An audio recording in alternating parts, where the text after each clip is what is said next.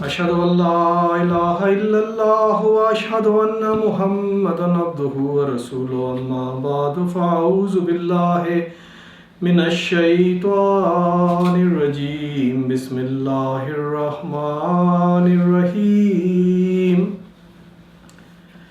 إن الله يأمر بالعدل والإحسان وإيتاء ذي القربى وينهى عن الفحشاء والمنكر والبغي يعظكم لعلكم تذكرون وأوفوا بعهد الله إذا عاهدتم ولا تنقضوا الأيمان بعد توكيدها وقد جعلتم الله عليكم كفيلا إن الله يعلم ما تفعلون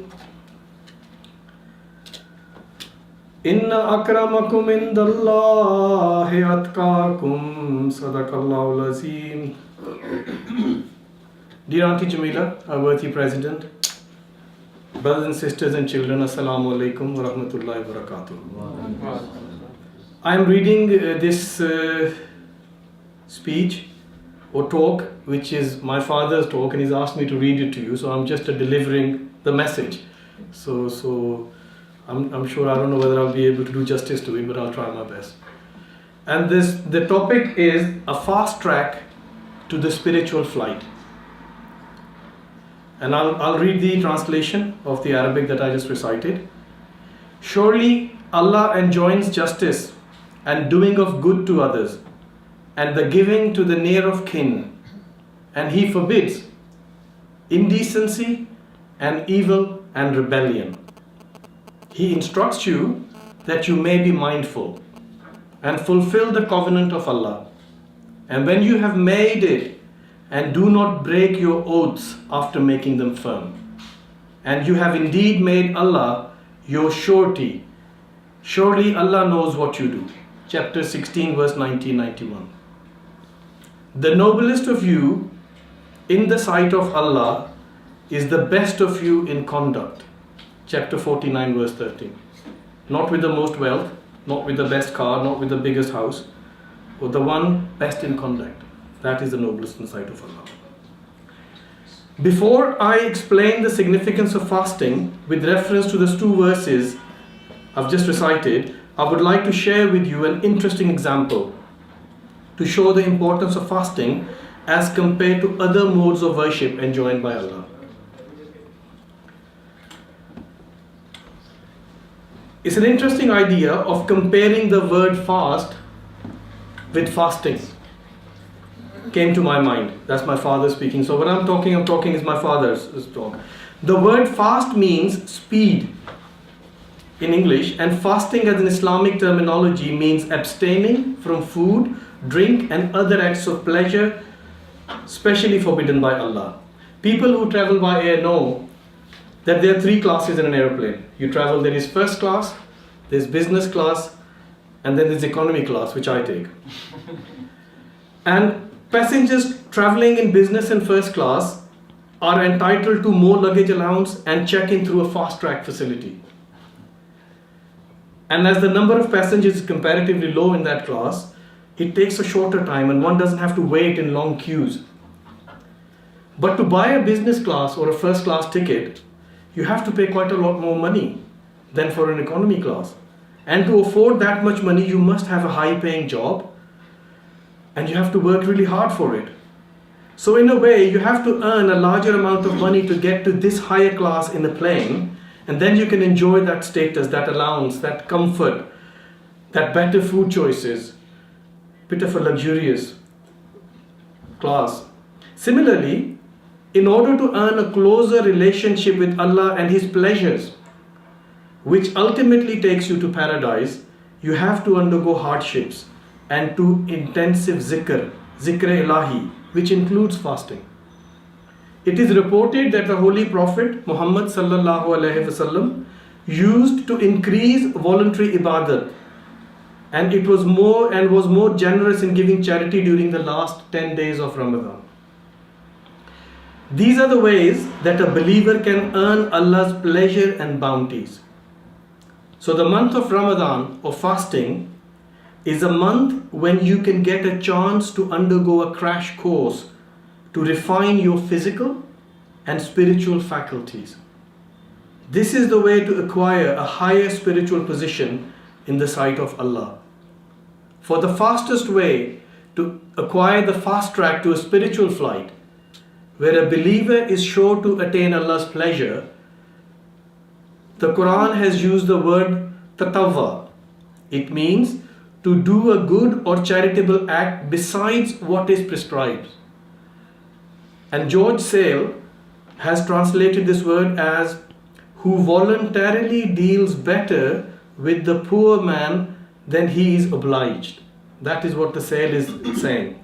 So it's somebody who voluntarily deals better with the poor man than he is obliged. So the obligation that is set by Allah in the religion, you do better than that. Abdullah Yusuf Ali, another translator of the Holy Quran, has translated it as to give more, while Maulana Muhammad Ali has rendered it as whoever does good spontaneously. And George Sale has restricted it to dealing with the poor man more than he is obliged, whereas Maulana Muhammad Ali has used doing of good in a wider sense, and I feel the latter sense seems to be more plausible. The month of fasting provides an opportunity to have a deeper realization and enlightenment about performing good and charitable acts. That is why this objective has been kept to a minimum even for those who have been exempted from keeping fast and who are enjoined to at least feed a needy person. Again, it has not been restricted to feeding a person only. It is left to the discretion of the one who is to give out the charity in lieu of not keeping fast. So it is a month to do more. More prayers, more charity, more discipline, more humility, more patience, more politeness, and nobler behavior. To explain all this, I've used the example of fast track. As you all know, during this month, extra or voluntary prayers are highly recommended, and the tahajjud or the late night prayer is specially mentioned in the Holy Quran. It says, and during a part of the night, keep awake by it, beyond what is incumbent on you. Maybe your Lord will raise you to a position of great glory. Chapter 17, verse 79. The last words of this verse, rise to a position of great glory, refers to a position to which I wish to draw your attention by giving the example of the fast track, which leads one to Allah's nearness and His special graces. Now a few words about what is the significance of the word sawm and how the month of Ramadan is a blessed month as compared to other months. The primary meaning of the word sawm is to abstain.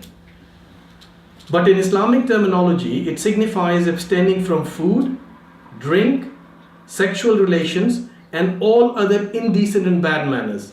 So it is not just abstaining, it is more than that. In fact, it is a month to generate a realization to improve our behavior and attitude, which is not only beneficial to our personal development, but also creates a pleasant atmosphere in the immediate surroundings and the society as a whole.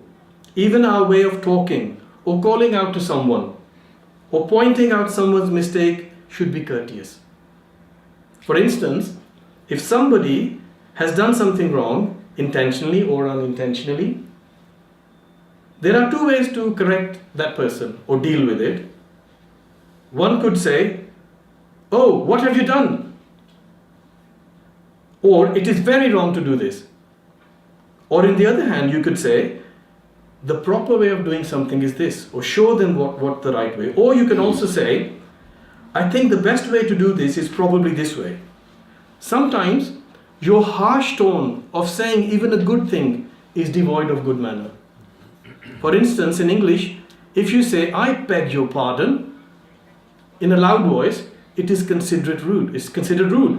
But if you say the same word in a very gentle manner, it's considered very polite. So you could say the same word, the tone of it could change the way you come across and how you behave.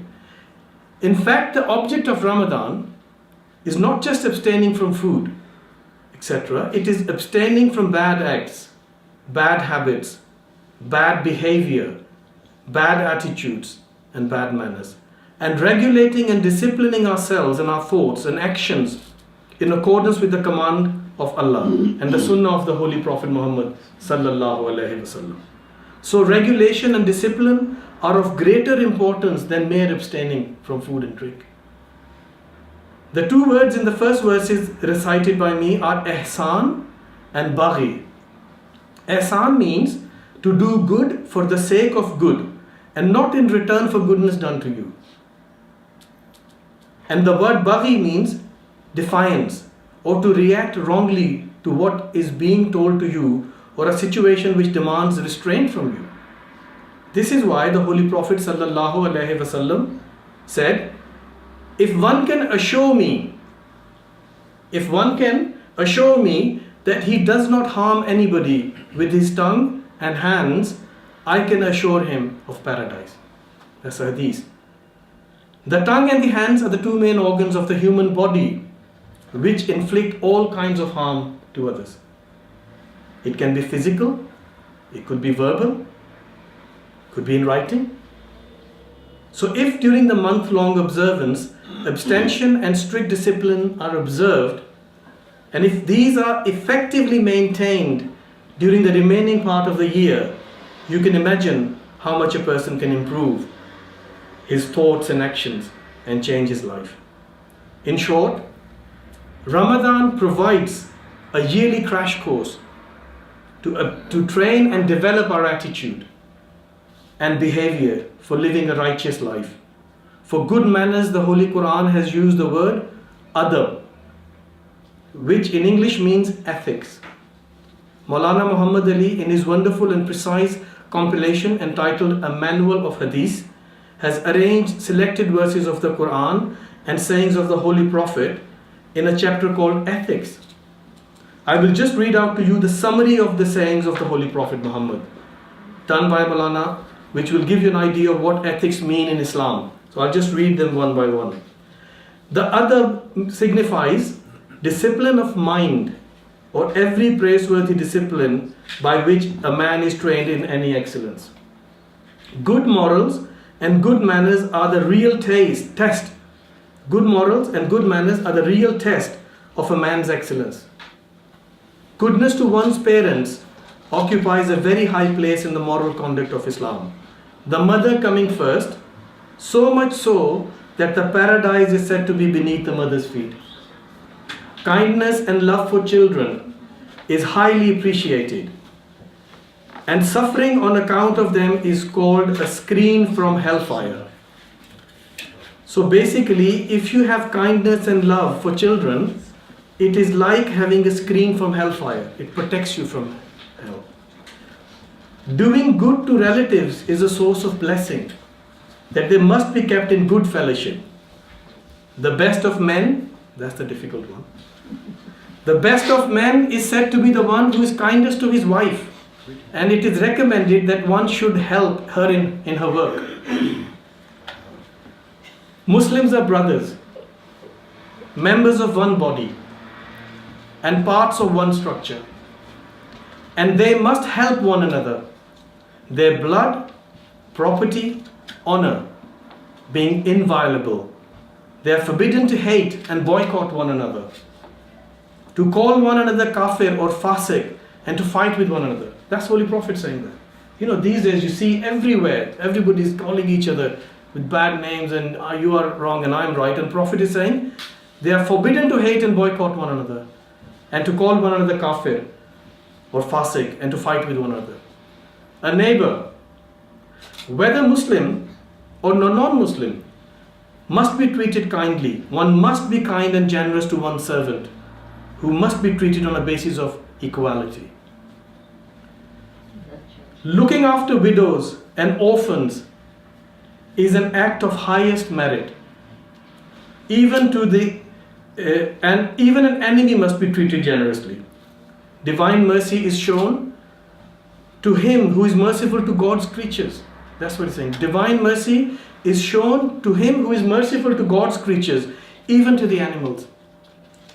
Man must cultivate the habit of being truthful, for truth is the basis from which virtue springs, while falsehood leads to vice. Special stress is laid that a man must be fair and forgiving in his dealings with other people, and must avoid everything which hurts them.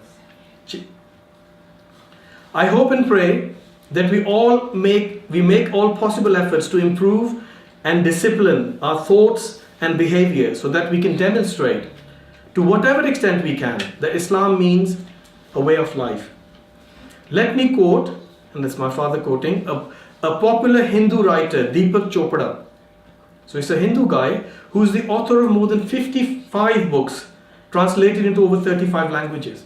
And he's written a book, and the book is entitled Muhammad, a story of God's messenger and the revelation that changed the world. So the Hindu's written this book, and he's writing about the Quran, of which the month of Ramadan is an anniversary. He says, and I quote from this Hindu chap, Deepak Chopra, he says, Allah wanted the updated message to be complete. So Allah wanted the updated message to be complete. As a result, Islam became more than a religion. It is a way of life, so all-consuming that nothing has been left to chance. God has commandment for everything. In case there are any gaps, thousands of hadiths exist to guide the course of everybody's daily affairs. So brothers and sisters, is it true what a non-Muslim perceives about the Quran? It is up to us believers to prove it. Jazakallah. Jazakallah.